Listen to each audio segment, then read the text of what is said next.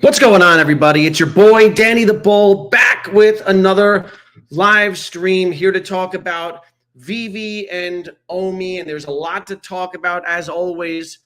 Today, I'm going to focus a bit on the David U interview on Around the Ecomiverse. He came on Monday, actually Tuesday evening. I was a part of that interview along with Jordan Riz, Crypto Rain, Queen VV, and who else was there? Randy Chavez. We had a conversation with David U that a lot of people found or interpreted as bearish. They didn't like a lot of what they heard from David in that interview. I'm going to break it down, my perspective of it, what I thought was bullish and bearish. I don't think that it was all bad. I think that's a lot of people are.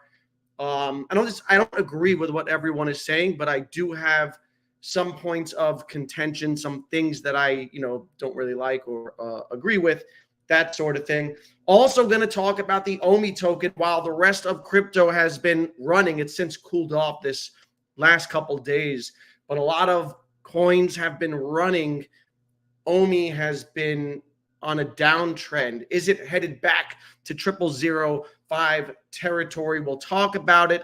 A lot to talk about in the stream, so I'm going to get through it all. Let's see who we got in the chat.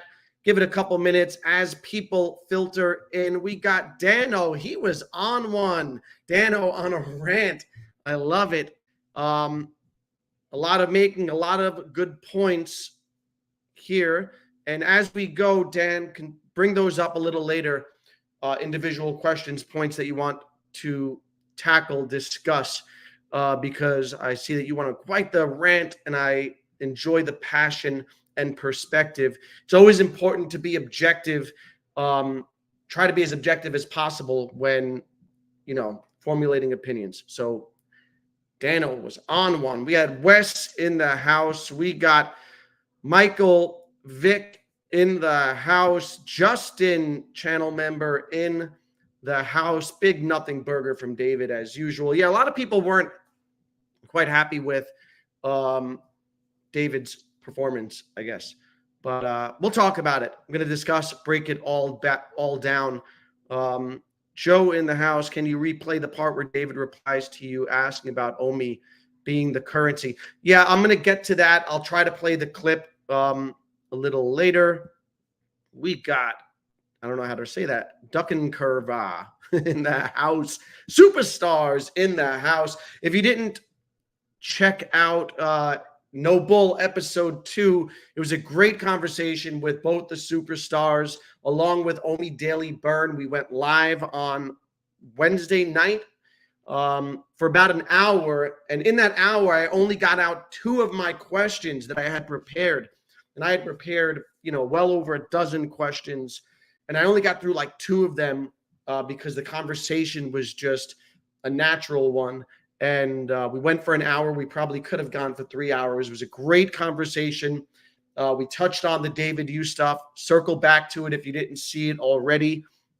It was definitely, I think, a very worthwhile chat and a great episode 2 of No Bull, which I'm trying to make a weekly roundtable. Cool Mo in the house. What's good, Mo? Another channel member here. We have Chem BV in the house. Jomi in the house. What's good? Maxwell with the super chat. Thanks, brother. Appreciate you. Always being supportive. Dive Jedi in the house. I like this 4 p.m. start time because I get my European friends up in here, and I don't really get to see them when I'm streaming later in the evening. So what's good, Dive? We got Jomi also from Germany. Season 3 OG. Prince, Sleeping Comics, the legend in the house. Mark in the house, and I'll be streaming later. I'm doing double duty tonight, streaming again in about 3 hours along with Mark and Doctor of Stuff. We'll be unboxing some Funko stuff, Funko VV collectibles. So I only got 1 to unbox, but these guys have a few, I think. I think Mark's got a handful or something. and Doc's got at least one. So hopefully one of us pulls a secret rare. Come check us out at 7. What's good, Martin from Holland? Will the Funko fit on your shelf? It's too tall, man. These are little, maybe on the top shelf. Fits on the top shelf. So that's where he will end up. Mark is opening 3 on stream, hoping he hits a secret rare. Would make for quite a moment. But we're going to talk. I'm going to talk about the David U stuff and Omi and give my perspective on it. I'll start with a lot of the comments that I saw after the AMA in the last couple of days have been centered around David's representation of the VVVerse. And I don't think that he did a very good job of representing it. You know that's Dan's kind of thing, and Dan's in charge of it. And Dan is actually going, not live, but was interviewed by VVVantage. And that video and podcast should be dropping anytime, maybe next week or something. They're waiting to drop it. In that video, I think we're going to hear a lot more detailed information about the VVVerse. But, David is not as hands-on in there. I don't think he did a very good job of representing the VVVerse when he was asked about it on Ecomiverse. And what a lot of people are saying is that they're changing it, and now it's just going to be a showroom. And, from the start, they've always said that it's going to roll out as an extension of your vault, right? It's going to start off as a showroom, and then eventually build out over time into like the cities, eventually work in gamification. That was like part of their last stage of it, which ironically is supposed to be during Q4 of this year. Last year, they had said that that's where we would be at now. So obviously, again, for me, the biggest thing again is just the missed timeline and the inability to, get something out in a timely fashion. They got out the first round of beta testers in August, and here we are, Q4. David said that the next big batch would happen in a fortnight, which I found out from the Superstars is 2 weeks. So hopefully that's true, and they get it out to a wider audience soon. I don't know if you guys hear a leaf blower. There's someone right outside my window, and he's distracting me. I don't think the fact that David said they're starting with showrooms, I didn't take that as being bearish. I took that as exactly what they've been saying all along. There were other things in the stream that I didn't quite like, and I'm going to get into that stuff. But that's the one thing that I'm seeing the most of on Twitter is people saying that VVVerse has been downgraded. It's not what they said it was going to be. And I'm reserving judgment until we hear from Dan next week, which will be much more detailed, and he's been more hands-on, and get a look at it ourselves, right? Because until we see it and get in there, we really don't know what it's like. And from what we've heard from people who are in there, they are enjoying it. Now, granted, those are like your hardcore vault builders, so it's, they're not biased, but they're more inclined to give a favorable review. But I'm seeing a lot online. I know that I think Cavell came out and dropped a video today with this headline: Ecomi CEO David U confirmed VV lied about the metaverse. This could really be the end. And to me, that's a little nuts, right? I think that's an over exaggeration of and just kind of like misconstruing that part of what David said. He just confirmed what they had already told us months ago, which was that they are starting with showrooms. He confirmed the creator economy in there. He talked a bit about that. I'm going to get into it. The OMI and VVVerse stuff I'm going to talk about. I didn't like what he said about that. But in terms of them misrepresenting or changing everything, I think that's a false narrative taken out of context. And I think Cavell, in particular, in this video, I kind of like fast forwarded through it, but he totally ran with it. So I think that people are blowing that way out of proportion. And that's my opinion on that particular subject. I want to get into here. Javier Torres actually made a really good thread summarizing the video, and he did a really good job of it. So I figured I would just take his work and comment on it. Oh, here's Cavell. We got Cavell up in here. Yeah, I made another video after my second listen. They still said nothing, but to be honest, and it doesn't sound good at all. Just doesn't sound as bad. Yeah, so I don't think so. I think that we have to wait for Dan's interview next week until we get a fair assessment of what they're aiming this to be. And then again, wait till we get our own hands on it. But I do think that people jumped on David's comments, and if he did present it in an underwhelming fashion, I think they're jumping on that and kind of blowing it out of proportion. But back to Javier's tweet, because he did a really good job of summarizing things. And he kind of agreed with that point that I just made. Personally, I think VVVerse criticisms are overblown. The AMA also had some very interesting info. All right, so we kind of agreed with what I just said. And then I'm going to go through his tweet because it kind of encapsulates all the major points that were made, and then I'll jump off of them. So I had asked a question about edition sizes to David. He talked a lot about the macro affecting, secondary market prices, affecting drops not selling out. And I do agree that that's a big part of what we're seeing, transpire throughout the whole sector, not just in VV. So a whole bunch of companies go under in this space. Recur is under, Nifty's is out of business.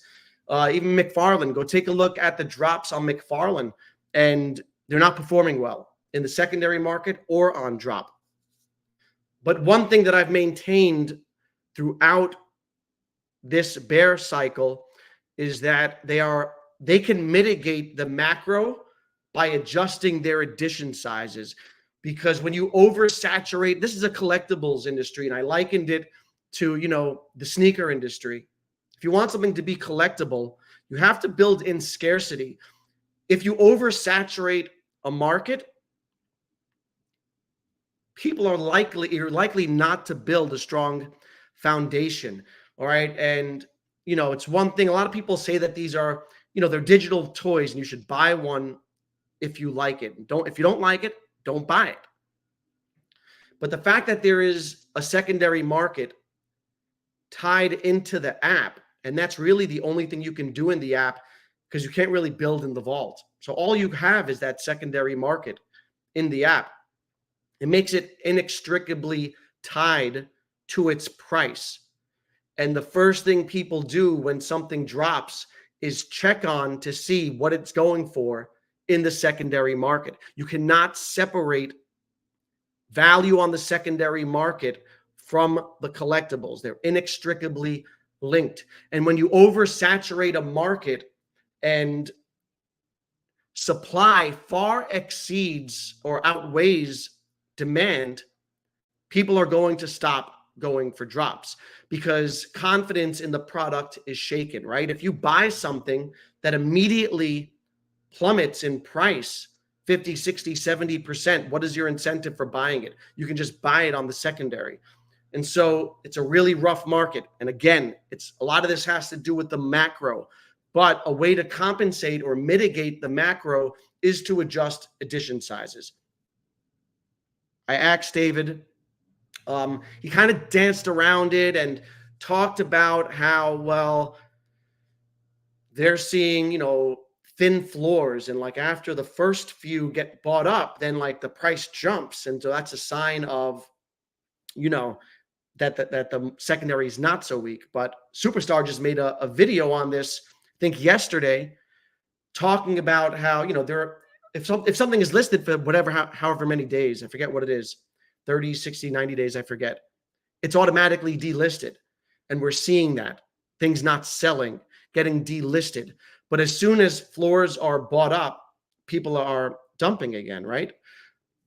And so again, part of this is not their fault. It's a really tough environment.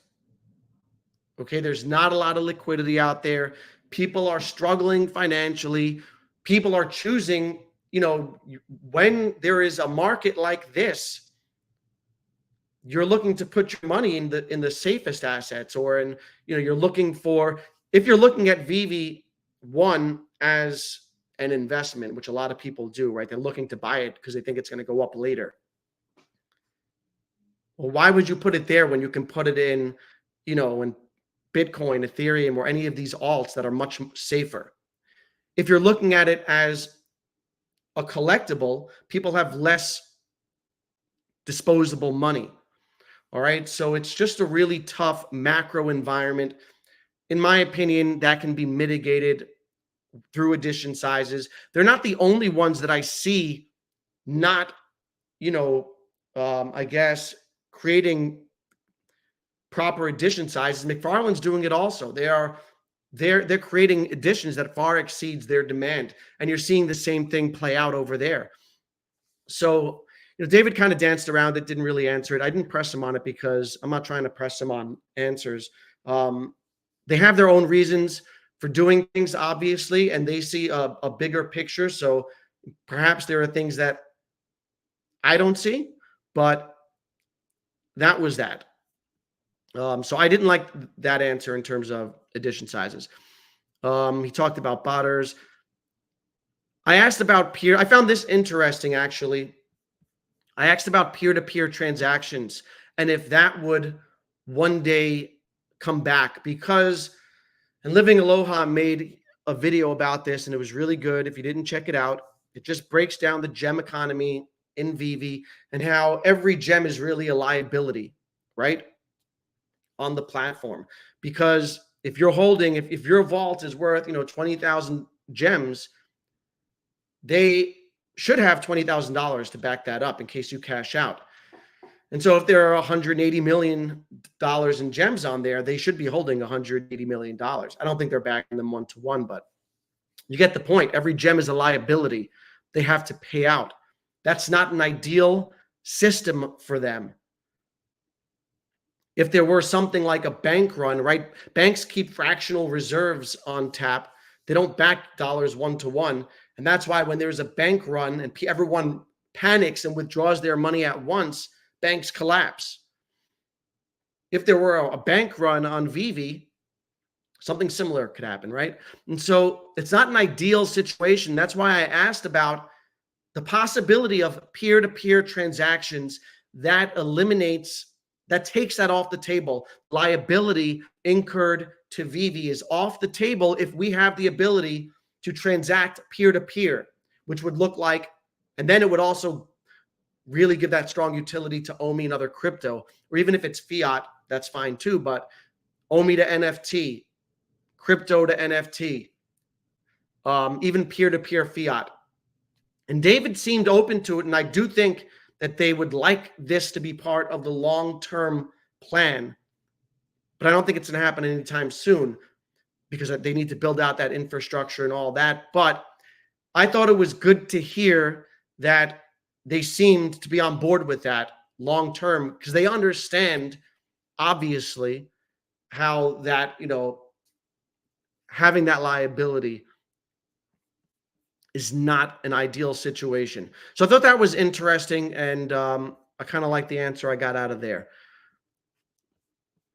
Javier then mentions the 30%. So this is another question that I asked was, is there a way to work around the app purchases, right? To divert people from the app to purchase on the website, because another, not ideal part of their model is that 30% fee that they're paying to Apple and Google. They're taking a 30% hit on everything, but they have to back your gem up 1-to-1. Not quite 1-to-1 because there are fees involved, but you get what I mean. And again, he acknowledged that long term, that there will be ways to incentivize purchasing on the website, and they do seem to have something in the works long term. He said that the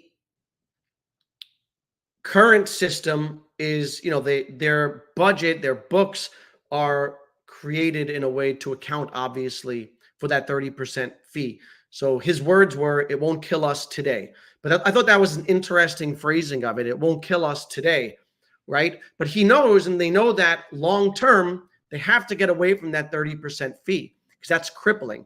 Now, on the one hand, that having the app in, Google products and Apple and Google is what drove their success, the ease of access, right? The ability to double click on the side of my phone, make a purchase through Apple Pay is what onboarded all these people, and they kind of like circumvented the whole crypto thing, right? So it's genius, really, and it's really what worked for them. But long term, they need to find a solution for that, because you cannot bleed 30% off a drop, especially when you're tasked with cashing people out on a 1-to-1 dollar ratio. It's basically a stable coin backed by 70%. So I thought that was an interesting answer that he gave, that I liked. He talked about rebuilding the parts of the app, which we've seen that happen in piecemeal over the last few months. So I thought that was a good thing. Hopefully we get that soon. And here Javier says, people seem very unhappy about this, but it was always the plan.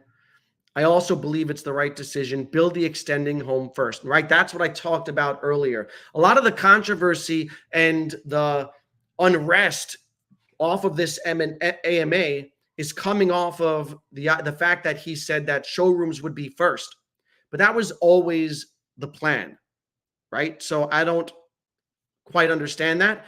I think that sentiment on that will shift next week when Dan talks about the VVVerse, because again, he's the one who's hands-on in there, and I think he's going to give more detailed answers on that VVVantage podcast.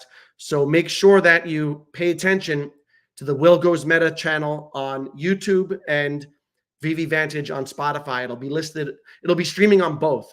I think the audio is coming out first. That's how they usually do it, followed by the video. Let's get back into the thread. Another thing he talked about that I liked, which is what they've talked about in the past, is the creator economy, right? Including verified merchants. People being able to have their own store or offer a service inside the VVVerse. I think that'll be a real driver of usage. And so he reiterated that as being part of the plan. And I thought that was also a good thing.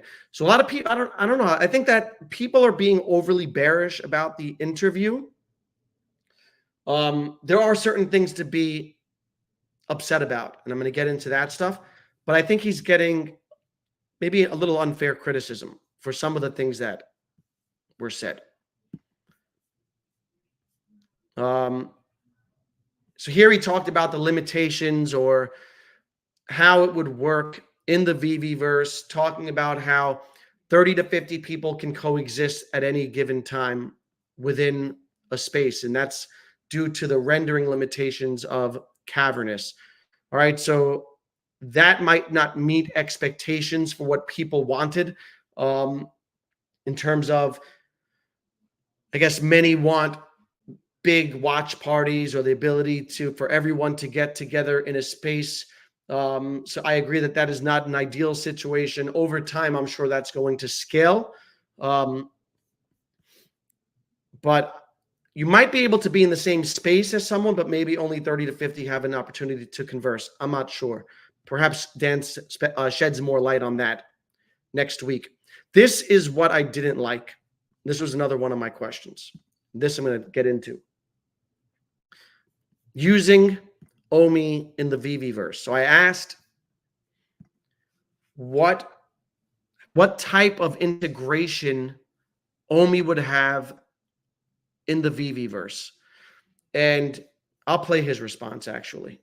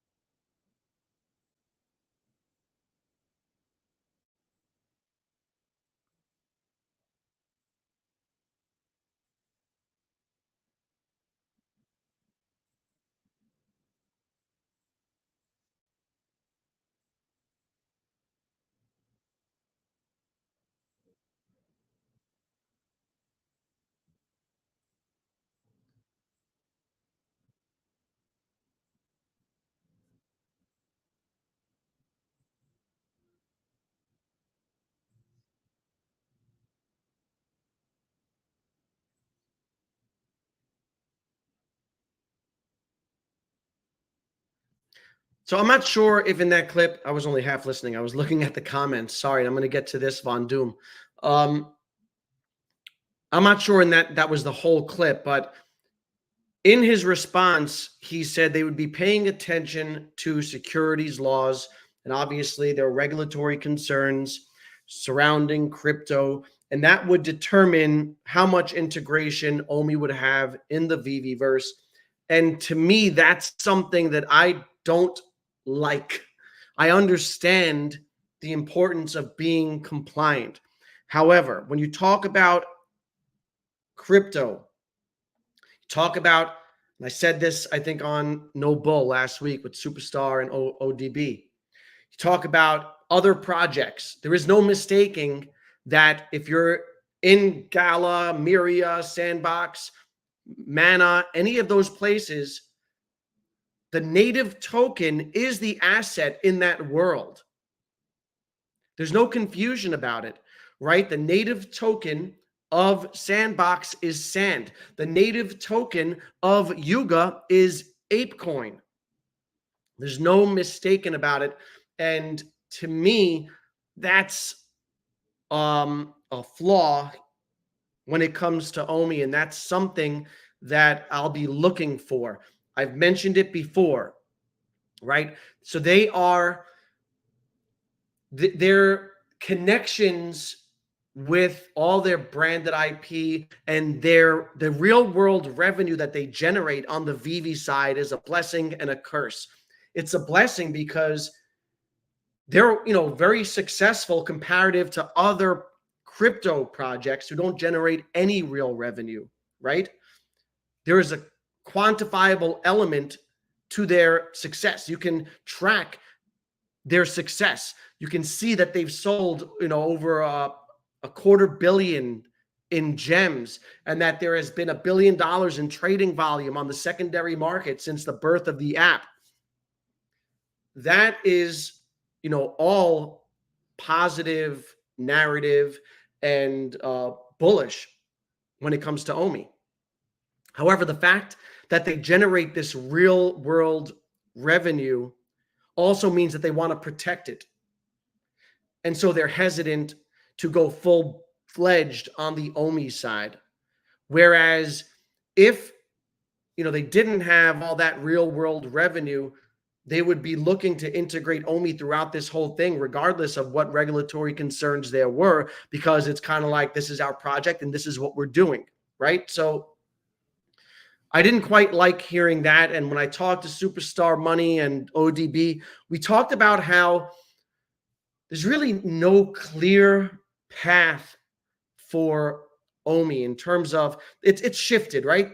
It started with the reserve wallet, and we know that they had to change from that. Then they came out with the updated model of OUP back in November of 2022. And now in recent months, they've shifted that to, intertwining MCP and OUP and creating the synergy. And we don't have a clear outline of what that looks like, or if all of the token mechanisms or whatever that they created in the last article, if they're still relevant. Because we know that a large part of that article dealt with its use case, OMI's use case in the VVVerse. But here we have David talking regulation again and treading slowly. And I understand that. I get it as a business owner. As a token holder, I don't quite like it, right? Jeremy Padawar once, is that how you pronounce his name? Uncle Jeremy. I remember, I should have bookmarked it, but once he tweeted out when he was voicing his frustrations back in the depths of the bear, he tweeted out, sometimes a company's priorities don't align with an investor's priorities. And I think something to that effect. I think that's the case here. As a token holder, ideally, I want OMI to be the native currency of this whole ecosystem. That's what it should be. However, it's not the case. And I understand why it's not the case, because they need to protect themselves. It's just not an ideal situation. Not to say that OMI can't still do well, but obviously, if it were the native token of this ecosystem, I think that, it would have much stronger fundamental use case. Von Doom here says, so this is a very valid point, but this has to do with timelines, right? Now we're hearing showrooms Q4, Q1, no timeline for VVVerse. So that's a valid criticism, and one that has really haunted them, obviously, since their existence, the soons and the whens, not being able to deliver on something in a wholehearted way, right? Releasing MCP back in March, but you still can't use your points. Dropping the first bit of VVVerse in August, but not many people have access to it. So that's a timeline issue. I've adjusted my own expectations in terms of timelines. I want them to get VVVerse out by the end of the year to the majority of people. And if they do that, and it's what the beta testers have said it was, I'll consider that a win on the VVVerse side, because I've come to expect delays with the team. And delays aren't unique to VV. I think any growing company deals with these things. I think their problem early on was their communication, which was over-promising, right? Over-promising, under-delivering, hyping people up, not coming through on them, creating a lot of bitterness and trust issues. And, that's what transpired. We all know that. They have since shifted their communication style, but I think they've gone too drastic in the other direction now, which is say nothing, and for the most part, and just, they were hitting a decent cadence of small things, but their communication style now is say nothing and just deliver. But again, they need to deliver something in full. MCP, VVVerse, something on the OMI side. They've got to deliver something in full to restore confidence in people, to believe that they're getting on the path, right? to deliver the things that they said they would.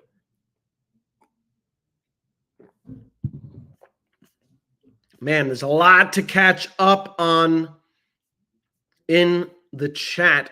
I'm going to come back to it in a little. I want to continue to go through this thread created by Javier. Thanks, buddy. I don't have to now. I didn't have to go back and watch the video because you made this thread. Bronze tickets. So he didn't say this. He was asked about bronze tickets. He didn't say it was delayed, but of course it's not. I don't know if I don't expect it by the end of the year. It was stated to be a Q4 priority. That doesn't mean that it's being delivered in Q4. It just means that they are prioritizing working on it in Q4. I don't expect it to come out, but Daniel Lee made a good video on that earlier in the week. Shout out Dan Lee, who's been super busy, but he's got back on a video. And, even if the bronze tickets dropped right now, it wouldn't be a huge difference maker in terms of being utility that is quite useful right now, because 80% of the majority of drops aren't selling, right? If you look at the data, bronze tickets would come into play for highly desirable drops. So if they were to drop Banksy Q4, bronze tickets would be useful. I do think that getting them out, though, would be a step towards delivering something, obviously, and restoring confidence. So I don't think that there is a tremendous need for bronze tickets at this moment in macro, but I do think that it is a deliverable, and anything that they deliver will just kind of help to restore confidence and keep people from bugging out, right? Because I also think that a lot of negative sentiment also comes from price action, and people see coins like Solana hitting $46 last week, ADA at 32 cents right now. All of the micro caps that I've bought have like doubled. People see that and they see OMI going down, right? And then they see that nothing major is being delivered, and it just compounds negative sentiment. So even if we aren't using those bronze tickets as much as maybe in a bull market, I think just getting them delivered would be a win for the team, and they need their wins. Next up, David talked about the Tenang Goku game, which I also thought was an interesting. It's interesting when it drops. I think it's going to be pretty cool.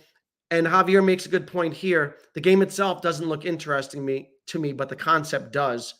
I see this as more of an experiment to see if the OMI integration is viable. If it is, perhaps it leads to bigger gaming studios. And I think that's the importance of the Tenang Goku. Is that the name of it? Tenang Goku game. Is this going to be like, Axie Infinity or some great game or wealth generating game or whatever that's widely adopted, but is there a use case for OMI in a game like this?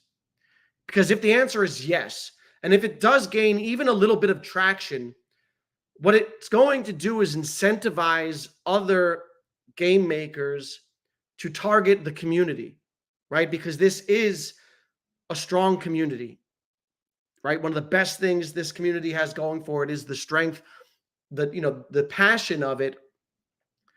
Even people who have been upset, even people who, no longer maybe buy VV stuff, but they're still engaged in the community. They're still in spaces. They're making spaces. They're leading spaces, right? People who have left the collectible side of things, maybe don't hold any OMI, they're leading spaces about VV. What does that tell you? It tells you that there's something about this community that's special. And I think that what Javier said there is true. That Tenang Goku game will be a good litmus test to see, is this a viable path forward for Omi and other small game developers who want to grow they want like an easy access to a community. You see all these other digital collectibles companies, targeting the VV community, right? Because they know that this is this space, this digital collectible space is not big, right? And so it only makes sense that when McFarlane comes in, they're looking to take away some of that VV market share or lean into the VV community. Cryptoys, same thing. They recruited Superstar Money and a bunch of content creators that got their start in VV. So that's a very valid point. And also, I think something that was overlooked. I don't think that the majority of, I think that the AMA was, I didn't interpret it as being bearish as some people. I think that what is bearish to some people is continued frustrations from continued delays. And they have to deliver. They were hitting a nice cadence, like I said, but at some point you have to deliver something in full. You can't have people with millions of MCP points without the ability to spend them. And I'm going to jump into that again later. But another interesting thing was about the Asia market. And I asked a question about what are some of the perceived obstacles in heading into the Asian market, because we know that China is notoriously, it has, difficult regulations to circumvent. And it was interesting. I had also brought up how I had heard that in China, you can't trade NFTs, digital collectibles, whatever you want to call them, on the secondary market. You can't list them for resale. If you're buying them, it's as a collectible and you have to hold it. I read that somewhere. So I asked David. And David clarified and said they're not called NFTs there. They're called NFRs. I forgot what that stands for. And it's true in part that if you buy an NFR, you can't sell it for a certain period of time, 2 or 3 months. You have to hold it and then you can sell it. Now, China's also notorious for changing their laws and regulations. So again, that could change. But what he said that was, bullish and why, they're headed over there in a stronger capacity was that there's $1 billion of revenue on a single exchange over there on a daily time frame. And there are multiple, exchanges like their version of OpenSea, I guess. And so he talked about bridging the VV app over so that it works within their regulations. I expect that to be a long-term thing. But I thought that was interesting clarification on the Asian market. Also, I thought was interesting was the idea to possibly license a Bored Ape, like to purchase an ape, and then they would own the license because that's how that works. And then they could create, their digital collectibles. I thought that was a dope idea. If it happens or not, I don't know. But what's also interesting is that there are things that we haven't thought about that they could do, right? We think that a lot of people think that, well, the grails are gone or like they've already exhausted all possible inventory. There are many creative things that can be done and partnerships that can be formed with other projects. Now that would not be a partnership. That would be ownership of an ape, right? And then they're free to use it how they want. But I thought that was an interesting thing, and I would kind of like to see that play out. He also mentioned in the stream, as an aside, like NFTs as securities and how that's, come up. So it's obviously something that's on their mind, something that they discuss with their lawyers as they navigate this whole space. So my perspective of the AMA was the two things that I didn't like were Omi in the VVVerse and his answer about edition sizes. Everything else I thought was either reiterating something we already knew or kind of interesting. So I think the criticism was a little overblown and also a byproduct of the frustration that people are feeling as a whole, right? Um, my thoughts. Now I want to hear some of your thoughts. Let me jump back into this chat. There are a lot of things.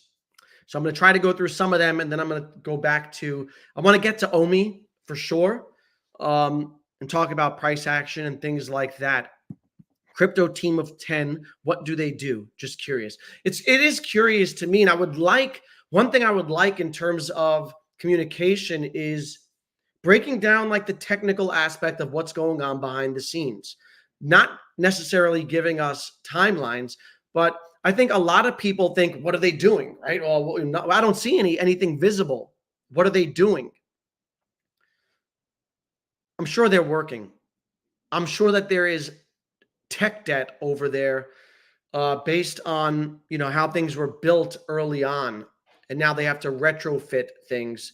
And I'm not a technical person, but I'm sure that they're working. I would like them to communicate a little bit about what they're working on in detail. I just worry about the future parts of the VVVerse being underwhelming.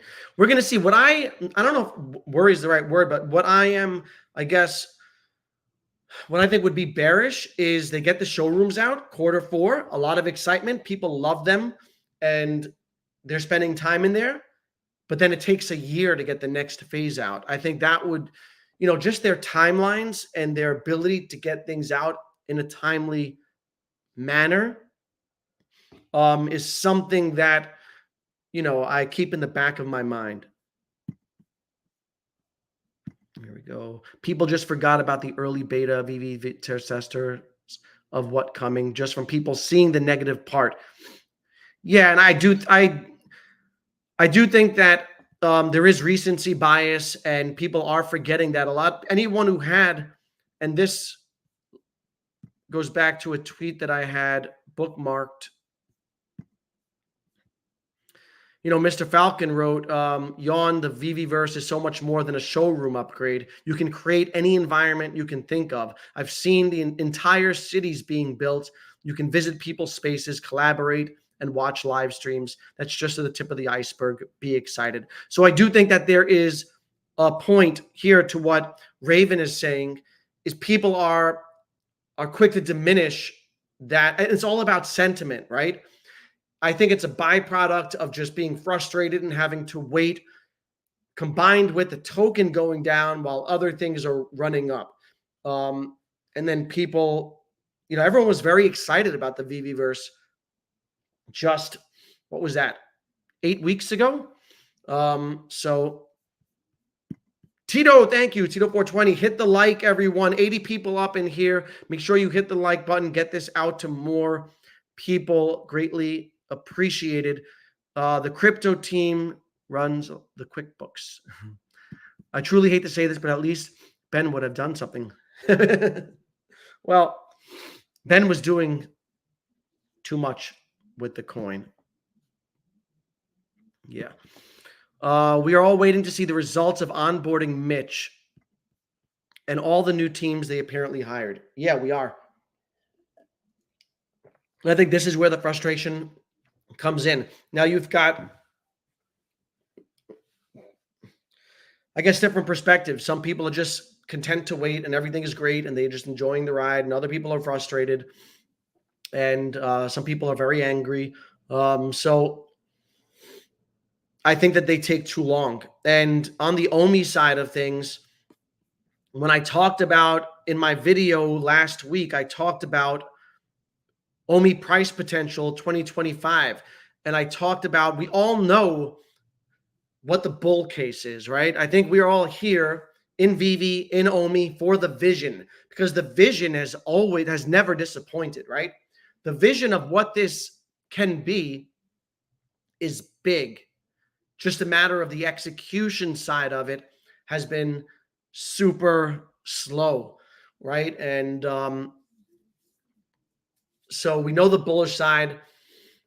On the OMI side of things, I can see OMI underperforming in the next cycle if they don't get the deliverables done, right? Objectively speaking. And it's got the potential to do what we all expected, 2-3 cents, even higher, right? It's got that potential because of the vision and the community and so many of the things that we talk about. It also has the potential to underwhelm if the deliverables aren't met and the token isn't accessible to a wider audience, because right now it's just kind of in-house. And that's why you see, and I guess now is a good time to let me, that's why we see, the downtrend, testing perhaps going back to 0006. If you look at the monthly, look at this is not a, strong chart. Recently we got that pump, and that reflected the sentiment of the first piece of utility, right? We pumped almost 100%. And what's let me go back here. What's interesting is that first piece of utility is bullish, I said, insofar as, it shows that they're working on the OMI side of things, not just focused on the VV side of things. And so that was a confidence boost to people who were questioning, because sentiment was the lowest I've seen when we were at 0005. But just getting that first bit of utility caused almost a sense of euphoria, right? Which has since worn off. But the utility that it was given, and these are the top, let me see, Crypto Bro published this, the top 50 wallets, VV wallets. And look how many people are at zero in terms of staking OMI in the wallet of the top 50. And there are people with like only a couple 100,000. So what that shows us is, because MCP is not yet live, and those people don't need the points because they're sitting on 1 million points already that they can't spend, the need to buy the 10 million OMI and put it in the wallet, or the use case of it is not quite there for those people, right? The whales. So it was a short-lived pump. But if anything, if we've learned anything from crypto, though, we know that sentiment can change on a dime. And so I'm objective in my approach. I don't get worried when I see this, for a couple of reasons. The first is I hold like 9 different tokens, right? And OMI makes up under 10% of my crypto portfolio. And so it's not running. It's gone down. My whole portfolio has gone up a lot in the last 2 weeks. So being diversified takes the pressure off, and I'm very content with the project, because I know that it's going to take time if they do it right. I also know that it could underwhelm, right? But my point was, this could reverse quickly and go back up. We saw it right here in when it went up to 0012. Positive catalyst could come in Q4, and all of a sudden the sentiment changes on a dime. So the potential, my point is, the potential is still there. It's short-term sentiment. Long-term, they have to deliver, right? But right now, this is short-term sentiment. Let's get back into here. Let's see, what's a superstars talking about? I missed a keyword or two. There's Cavell and superstars talking. A bit of a pump by Ben. We don't want Ben pumping the token or dumping it. If the NFT movement gets resparked and OMI has engaging utility on VV by the next bull run, right? So the potential and the setup is still there. It's just a matter of execution. At first, I literally heard we don't have billions, so we're not gonna try to compete. But I just make a glorified showroom. Listen back after I slept. I interpreted it better.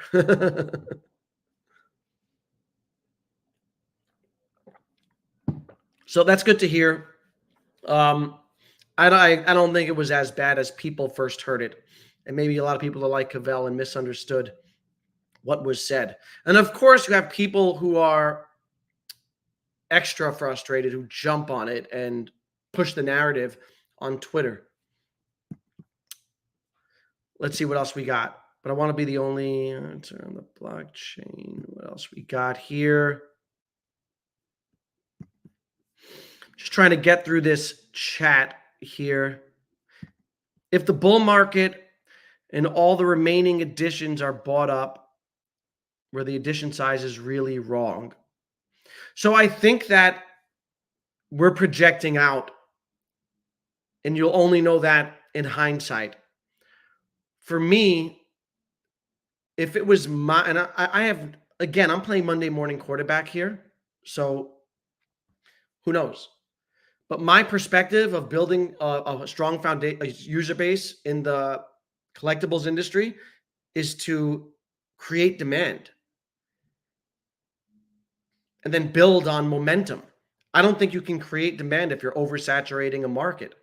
I think that OMI pumping will help VV in the bull market. If they execute on the OMI side, I think a lot of we're going to have arbitrage, and a lot of the OMI proceeds are going to pump into VV, the key collectibles. And then, yes, those, 8,000 Superman or whatever it is, 8888, is not going to seem like a lot.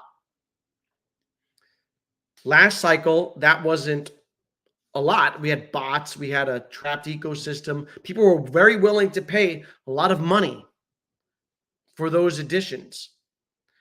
Consider that they've minted millions more, right?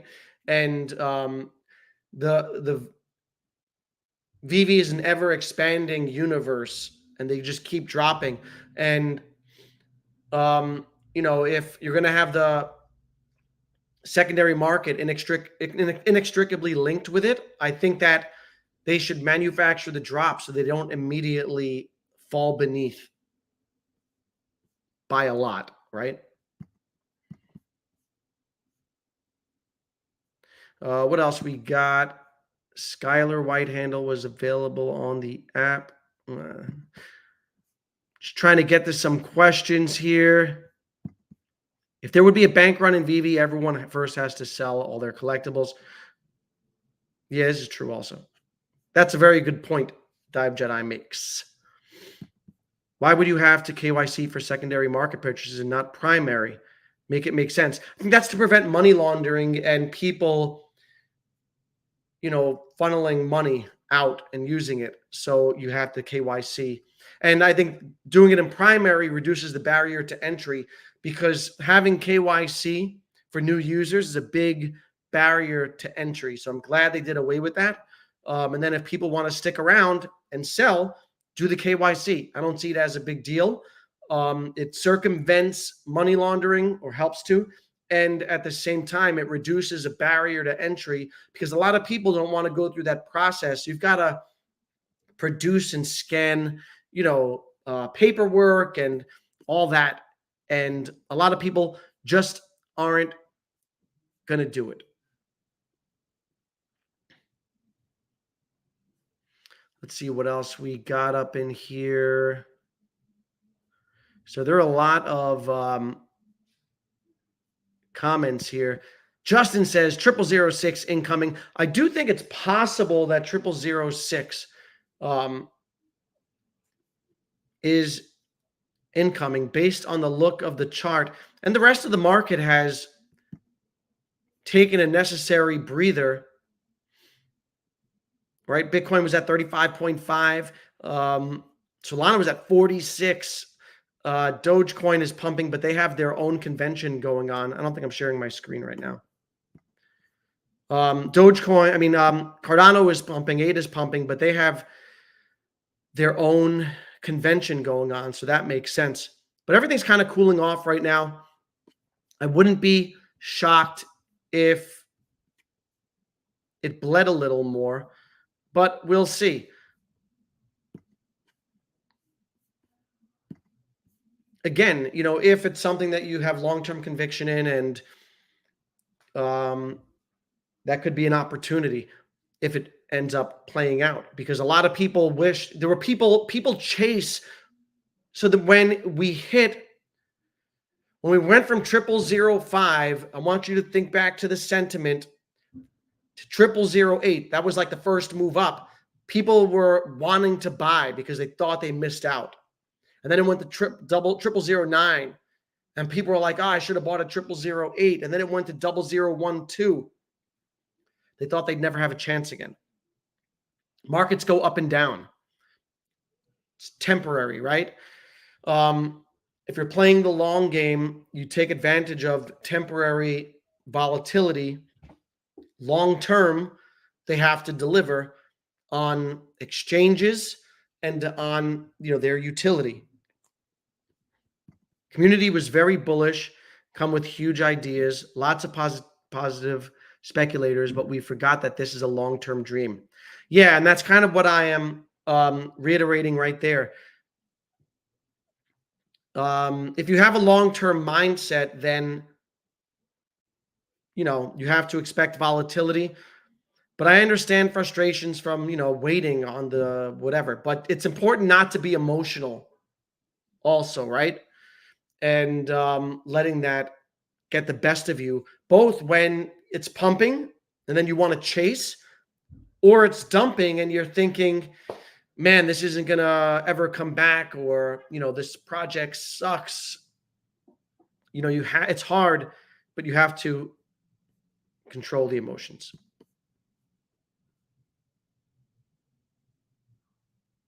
Unfair criticism about what was said? No. David could have said, we're way behind and we're changing the plan and we apologize. Here's the new plan. Yeah, so I mean, I don't disagree with that. But again, what I'm saying is an unfair criticism is the misinterpretation of the showroom thing. It is fair to criticize on their missed timelines. That's open game. All right. And we'll see. I'm really interested to see the VVVantage interview with Dan. Maybe he talks about the tech stuff, because that's his thing. You know, David's more on the licensing side and the collectibles, and Dan was, you know, in charge of the tech stuff early on. Now he's overseeing the VVVerse, and, you know, Nestor's in charge of other things, and you got Mitch there. So let's see what Dan has to say next week. But yeah, I think that outlining, not giving timelines, but clarifying what and crystallizing the plan, I don't think that's a bad move. 2030, maybe VVVerse. Technology has to catch up. Really nothing more to say. Either you're going to be patient or leave. GTA 6 or hoverboards in the VVVerse. Let's see. Big exchanges. So now, big exchanges, I'm hoping for, you know, the bull market. They got to come through on exchanges in 2024. Ideally, 2024 is when I'd like to see Binance, Kraken, whatever, KuCoin. Let's see what happens. Oh, I played that whole thing without sound.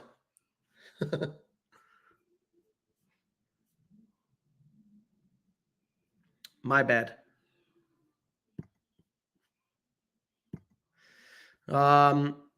VV logo.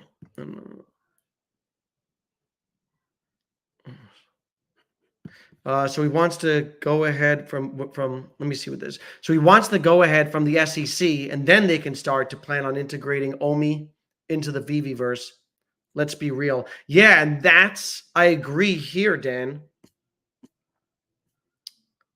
That's going to take time. I don't know if we're going to get clear-cut regulation anytime soon. And so I don't expect Omi in the VVVerse. I expect, and I don't think that they need to deliver on every part of the utility plan next cycle. But, it's disappointing if we have to wait 3 years. And they talked about land. I don't expect land sales anytime soon. I think you have to adjust expectations. But yeah, it would be unfortunate if they have to wait 3 years before crystallizing the true plan. Again, they can do well with, if you get Omi to NFT, Omi to Gem, and those other utilities and exchanges in the bull run, I think it'll be fine. But yeah, I didn't like hearing that.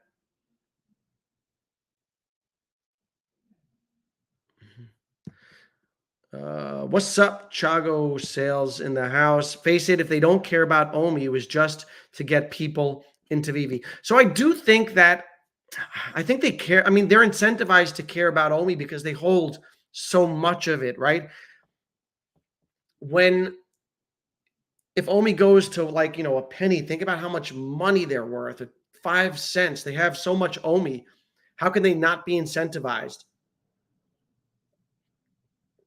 But I think they're trying to play this create this balancing act of protecting the VV side of things while still kind of pushing forward with Omi. I'm curious to see what that event in France is like and how much they talk about Omi over there, because that is billed as a crypto event. It was interesting because the design that was created with let me find it. I don't know which bookmark. Let me see.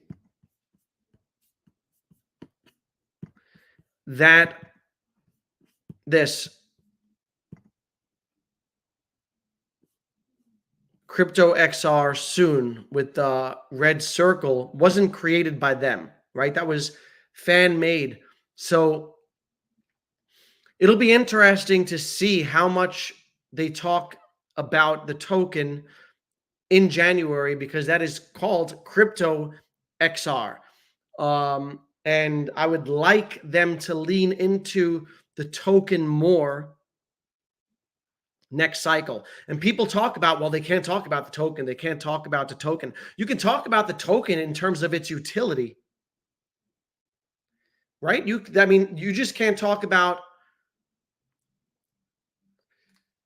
price action, investment stuff. But in terms of the utility that it has, I don't see why they can't talk about that. Right? So we'll see.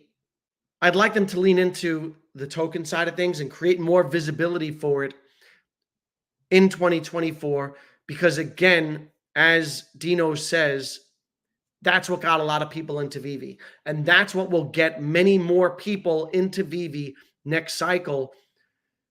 People who are into crypto understand VV. It's like they speak that native, like the language of digital. They understand digital assets. They understand NFTs, if you want to call them NFTs or digital collectibles. It is very easy to understand. And VV is good at turning people into collectors, right? So I got into this on the Omi side. I wasn't interested in collecting on VV, but then I got into it and then I kind of liked it. So especially when you get hooked into the community. And so the Omi side of things is very important from my perspective for their long-term success, because you cannot separate NFTs from this whole crypto world. And so I would like them to lean into it more. Man, there are a lot of comments here. I think that Dan is style playing at beta VVVerse running around.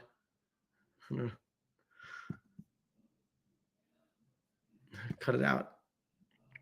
There's no clear for us, for them, and very clear. Oh, money. Yeah, I do think that I do think that their communication needs to be honed. Because they kind of went from one extreme to the other, and then people get confused and people get shaken, by when you combine market volatility with lack of action, people's confidence gets shaken. And so proper communication to reiterate what the roadmap is, if it has changed in any way, I think goes a long way. But there's a fine line of creating, expectations. They've struggled with all of it, right? They will say MCP and OUP will be here 2024. We'll see. It's the dates they set out for all these things and the constant delays. Yeah. But, if you have, and that's again, like, what's you have to have strong belief, conviction in the space and then in the team. And if you do, it's easier to have patience. If you don't, it's harder, is what it is.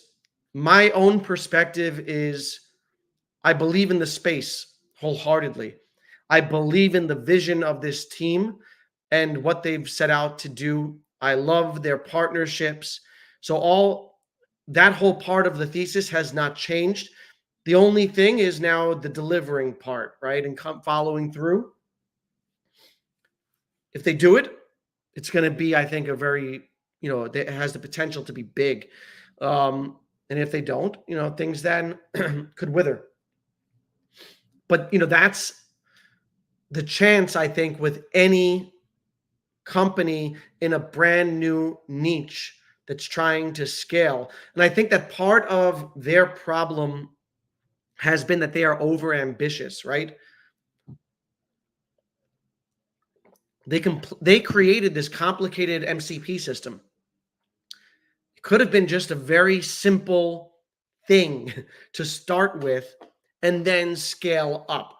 Instead, they give you this robust program that really gets people excited, but they can't quite deliver on it in a timely fashion because, whatever the tech issues, having to retroactively assign points, all of the different reasons.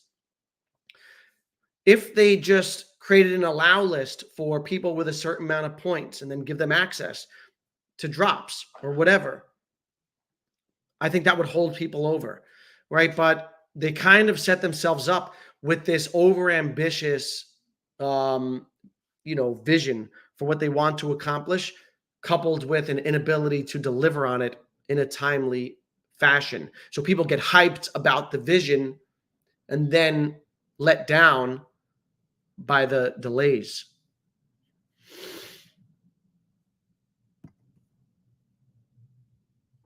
Yeah, and I do think that they're working. I think that Mitch is working. People question, where's Mitch? I don't think that we have to see Mitch be visible all the time on Twitter. I think it's fine if he's just working because he's not a communications guy. That's not his role. We don't need access to everybody on the team, and people are like, where's Mitch? They're bugging out. He's working on stuff. And I do think that he is. When you look at comparatively, this isn't easy also. Comparatively, look at McFarlane.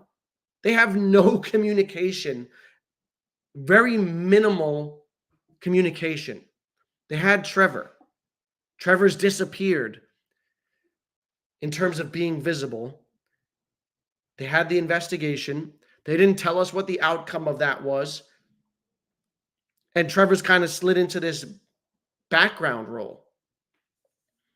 Where is their, Alex, their Ryan, their visible person communicating and getting information out and telling us about the roadmap McFarlane doesn't have it.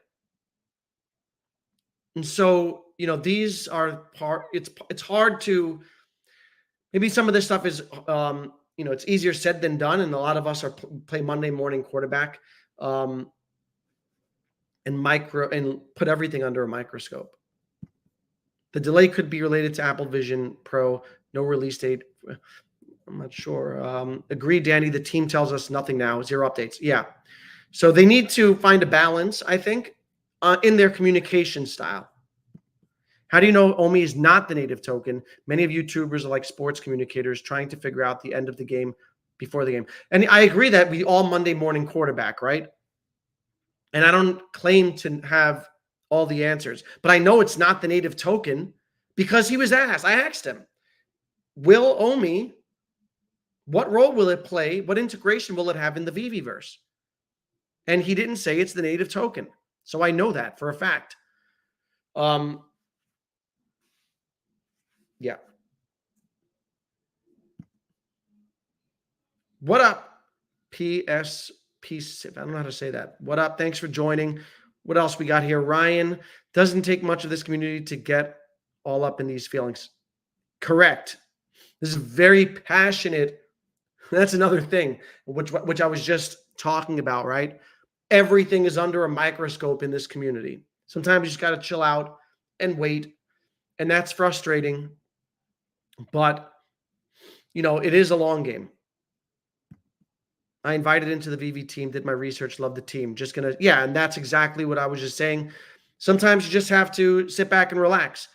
But, I think it is fair to say when it's fair to criticize constructively and have discussions.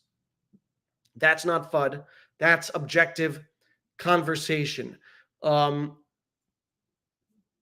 But yeah, things are sometimes over scrutinized.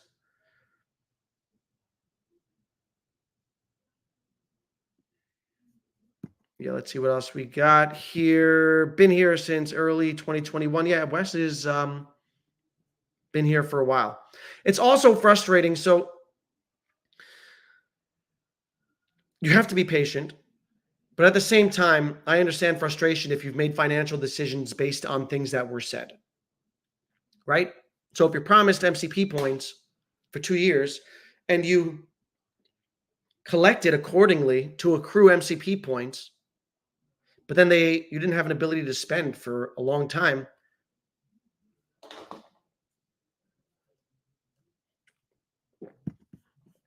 What else we got? Yeah, I'm trying to get Cavell. I'd love to have Cavell on. I've invited Cavell on the channel once before, and he told me soon. But maybe I'll circle back. Dive Jedi says Cavell already has his full bull show. You funny. Dive Jedi's funny.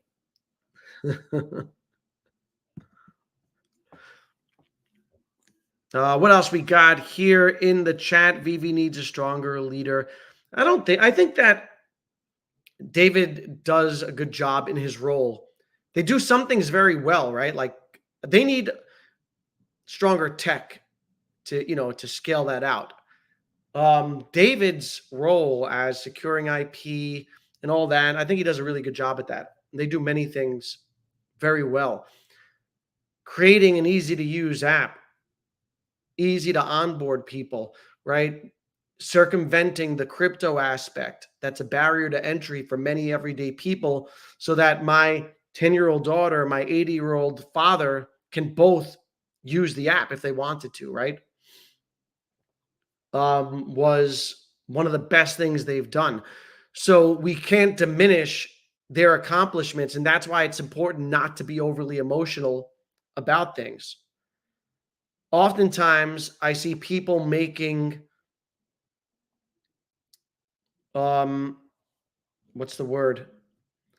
Like holistic statements like this is all like, oh, they suck because there are delays, which diminish all the things that they've done well, right? There is no other platform with the depth and breadth of the IP, of Marvel Comics, a partnership with the U.S. Postal Service, Marvel, Star Wars, all these things, Lamborghini, all in one space.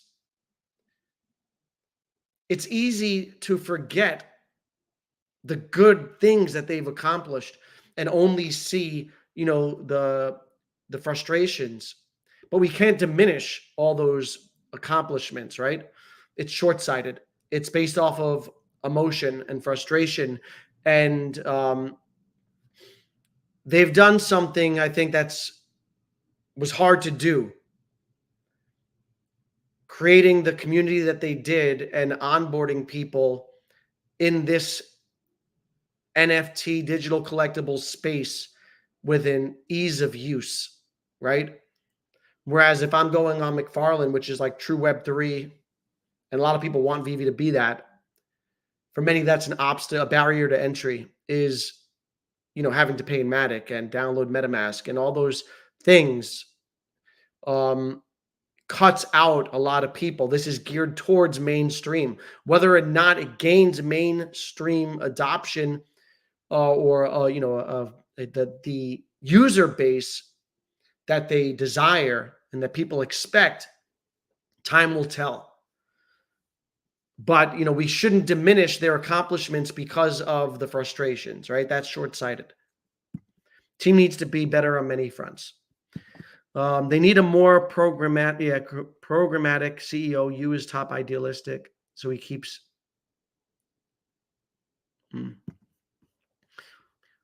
When Omi becomes important for him. I do think that they have an order of operations that makes sense for them. And sometimes that plan is not visible to us. And they have, unfortunately, prioritized VV. If you're an Omi holder, it goes back to that statement I made earlier when I cited Uncle Jeremy, when he said sometimes, their priorities or don't align with the investors. So we'll see. The potential is still there. My thesis hasn't changed. I hope God's entry is on the spot when he said that every token in bull market will pump no matter what, if they are still alive by then. Yeah, I don't think every token goes to new all-time highs next cycle. I don't think so. I think that Omi needs to check off. I don't think just by proxy or by virtue of surviving we'll get to 5 cents or a new all-time high. I think they still need greater visibility, which is through exchanges and more liquidity coming in, and need to hit some of those utility catalysts in order to incentivize the community to buy. Getting MCP out in full force so that people are really incentivized to stake Omi to gain those MCP points. But those MCP points need to be drained, right? Because what's the urgency to stake Omi if you have 1 million points already that you still can't spend? But by surviving, though, and having a strong community and checking off some boxes, I do think that the token will increase in price because that's what crypto does. And oftentimes, you see coins without any use case pump just because they haven't pumped yet. And people look to take profits from something that's been running and then put it into something else. So yeah, I think the rising tide of the crypto market will lift Omi, but it won't hit all-time highs unless they check some of those big boxes.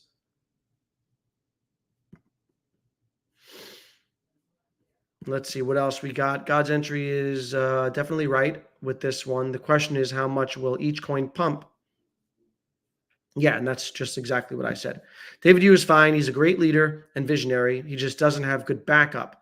So, yeah, my perspective is the tech also.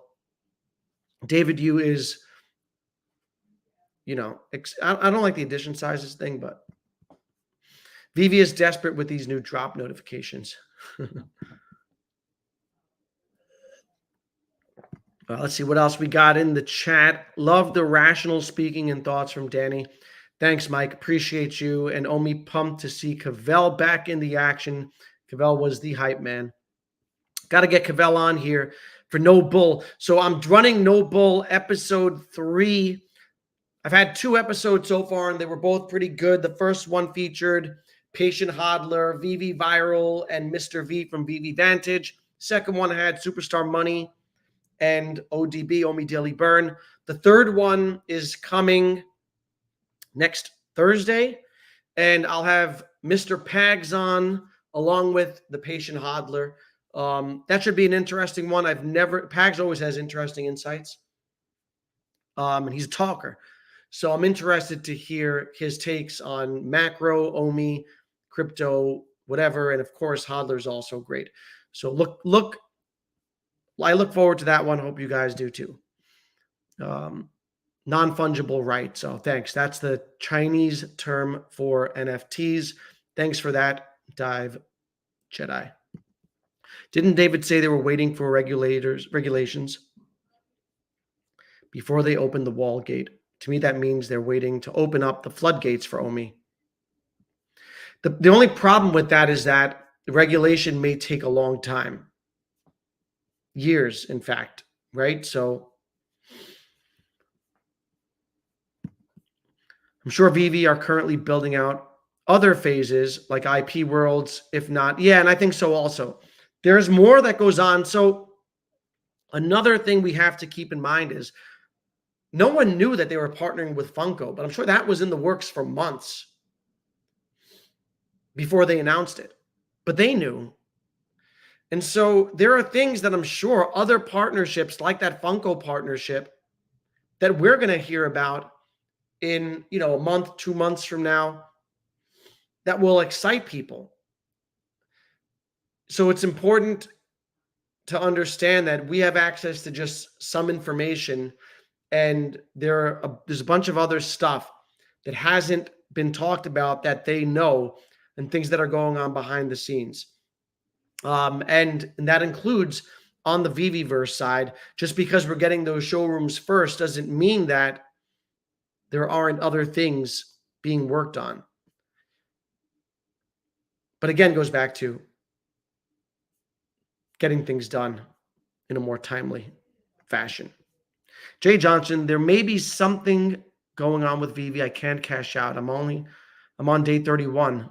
Maybe, I don't know. I haven't heard of a widespread issue with that. VVVerse going to be critical, a lot of expectation, but the reality. So we're going to see. I know that what people have said about VVVerse who have it, they've been happy with it. Again, I'm eager to hear the Dan Crothers interview next week. Crypto Rain and Doctor of Stuff said Omi could hit. Yeah, I don't agree with that at all. I've talked about that. I respectfully disagree. Love both those guys. No, and I think that I guess maybe, it's dangerous to have unrealistic expectations, because as that euphoria is kicking in, and if you're thinking that if we're at 5 cents or 3 cents or even 2 cents, whatever it is, but you think we have the ability to go to $1 or 30 cents, and that's unrealistic, you're not going to sell at the right time. And so whatever your plans are, just make a plan and come up with numbers that you think are realistic. No one knows what's going to happen next run. The majority of people have been wrong along the way, including myself. I've been wrong plenty of times, right? Last cycle, I thought we'd go back to a penny or even, higher than that.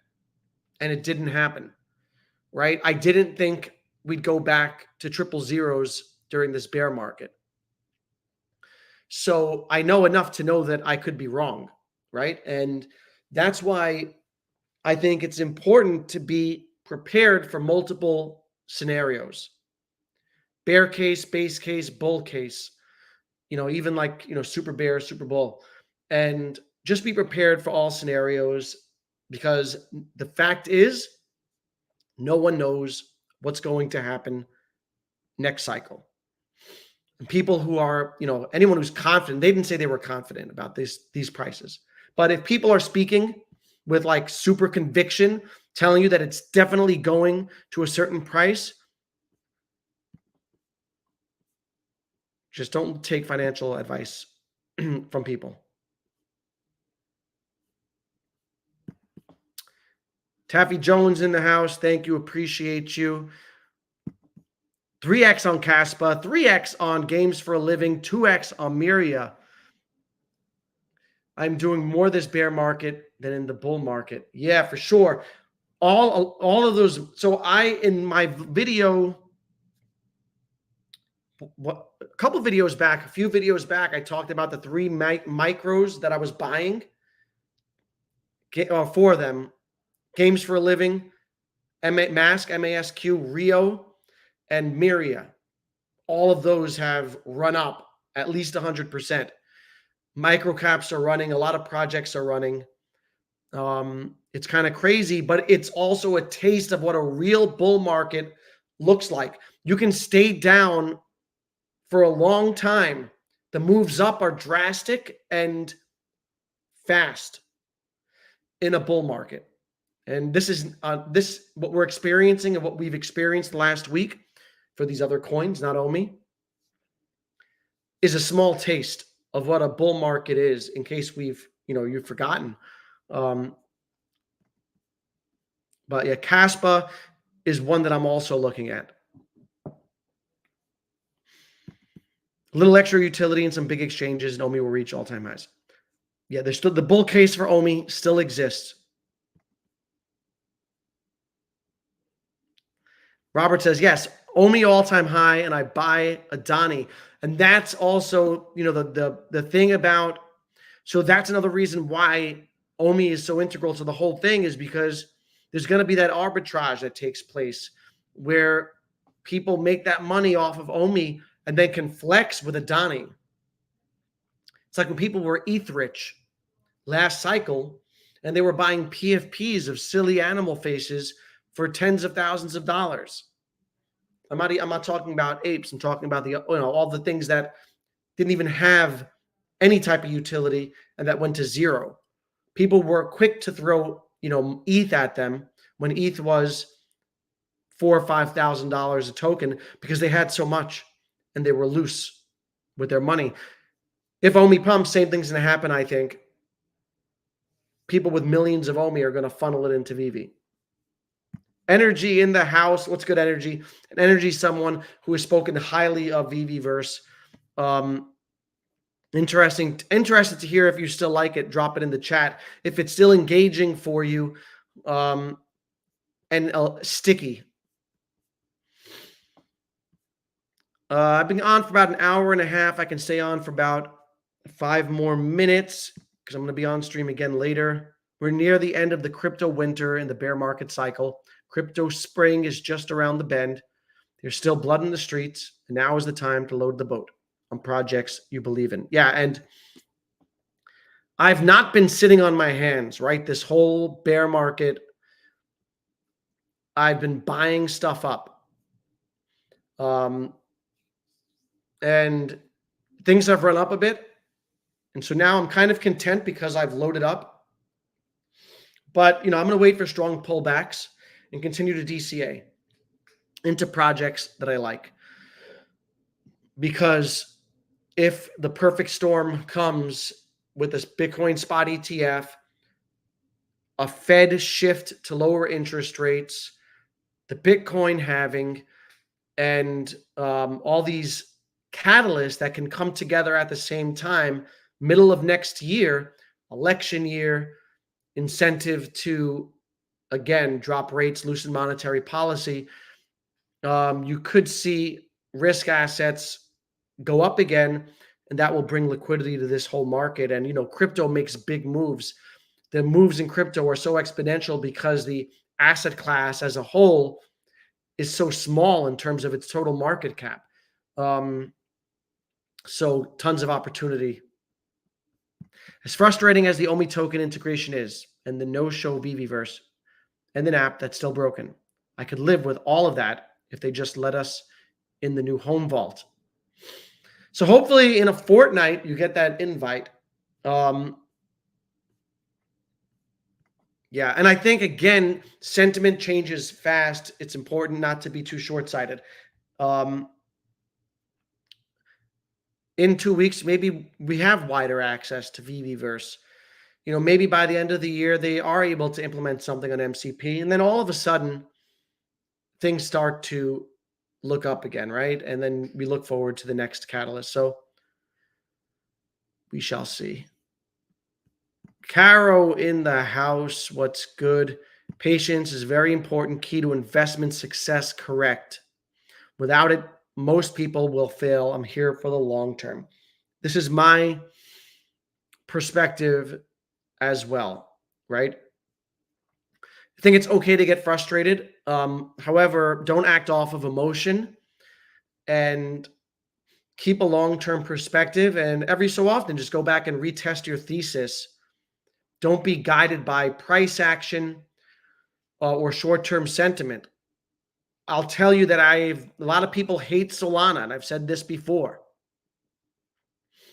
You can like it, dislike it for its tech level of centralization.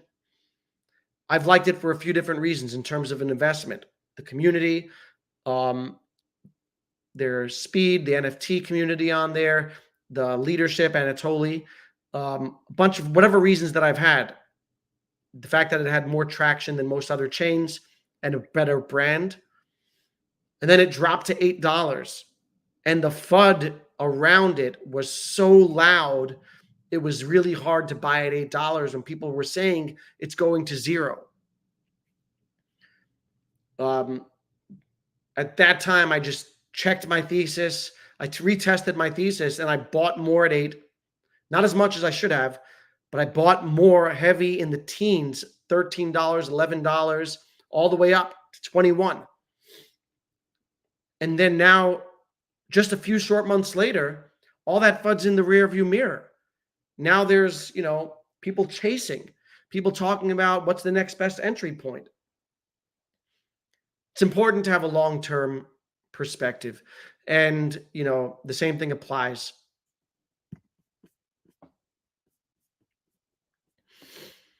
All right, I think I'm going to, Energy answered with a thumbs up here. I think that means that he likes the VVVerse still.